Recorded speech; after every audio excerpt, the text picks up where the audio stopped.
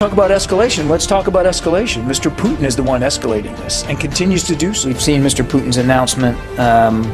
We believe it's as unnecessary as it is escalatory. Сегодня мы слышим, что нас хотят победить на поле боя. Ну, что здесь скажешь? Пусть попробуют. Kita tidak gentar. Saya dari dulu bertarung dari dan dua siap mati untuk negara ini.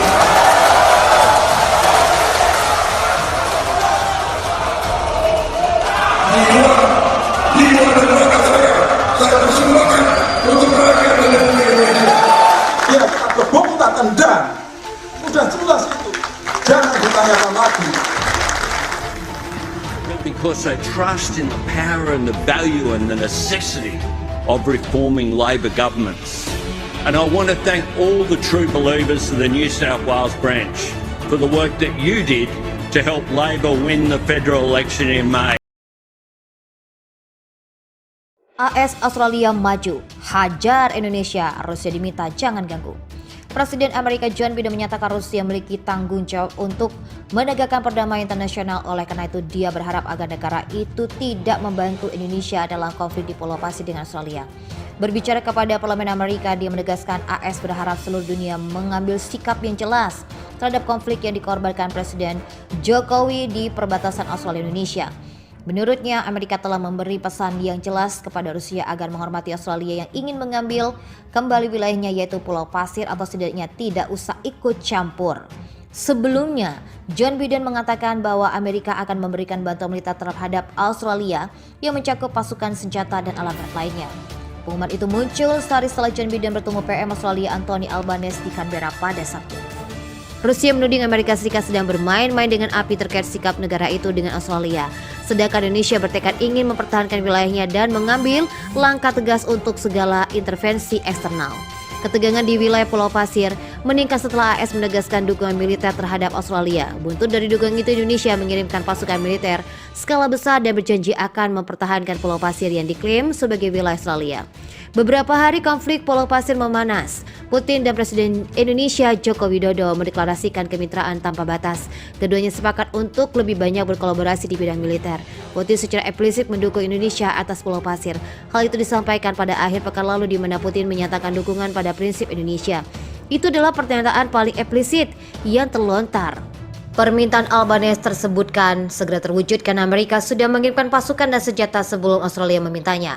Prabowo mengatakan dia merasa permintaan bantuan Australia ke Amerika adalah langkah yang bisa memperluas konflik. Pasalnya, menurut Prabowo, Amerika memahami konsekuensi dan bantuan tersebut akan menyulut emosi Rusia. Sebelumnya, Jokowi telah berulang kali mencerca AS karena memprovokasi Australia untuk merebut Pulau Pasir, terutama pendekatan AS terhadap Australia yang dianggap Indonesia sebagai bagian dari lingkup pengaruhnya.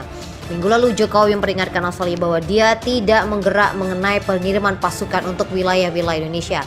Sementara itu, penasihat AS Joe Biden menuturkan bahwa langkah Indonesia dapat menyebabkan dampak buruk bagi negara sekitar. Di sisi lain, Australia akan mengadakan latihan militer bersama Amerika pekan depan. Prabowo memperingatkan bahwa perang akan memiliki konsekuensi bencana bagi dunia. Lalu apa yang terjadi? Hal ini untuk dimasukkan untuk melakukan latihan bersama negara-negara ASEAN. Dalam keterangan Duta Besar Rusia untuk ASEAN, Alexander Iravanov, latihan itu akan diadakan di wilayah perairan utara Pulau Sumatera. Latihan ini sendiri diadakan untuk memperkuat kerjasama pertahanan antara ASEAN dan Rusia.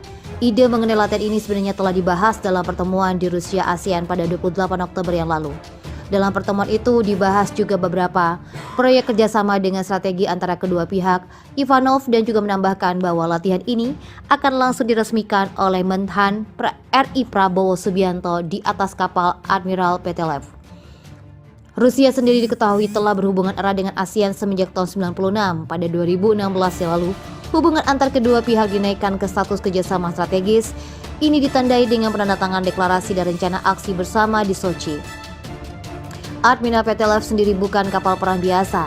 Armada tempur buatan tahun 87 itu memiliki beberapa kemampuan pengangkut amunisi tempur. Amunisi yang dikandung dalam kapal itu adalah tabung peluncur SSN-14. Dibantu radar bawah laut, SSN-14 mampu diluncurkan secara vertikal dengan jarak 55 km serta kecepatan jelajah 0,9 Mach. Untuk kedalaman, kapal itu mampu untuk melumpuhkan sasaran yang mampu berada hingga 500 meter di bawah permukaan laut.